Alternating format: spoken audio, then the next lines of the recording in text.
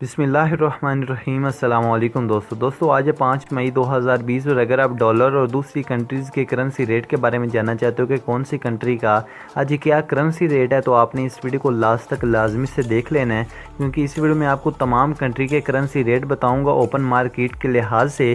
اور اگر آپ کے پاس US ڈالر پڑے ہیں یا کسی بھی کنٹری کی کرنسی پڑی ہے، اگر آپ بائی کرنا چاہتے ہیں یا پھر سیل کرنا چاہتے ہیں، اس سے پہلے آپ یہ ویڈیو دیکھ لیں، کیونکہ اس ویڈیو میں آپ کو تمام کنٹری کے کرنسی ریٹ بتانے والا ہوں۔ تو یار اگر ویڈیو اچھی لگے ویڈیو کو لائک ضرور کریے گا، اور مزید ایسی اچھی ویڈیوز دیکھنے کے لیے بھائی کے چینل کو سبسکرائب ضرور کریے گا۔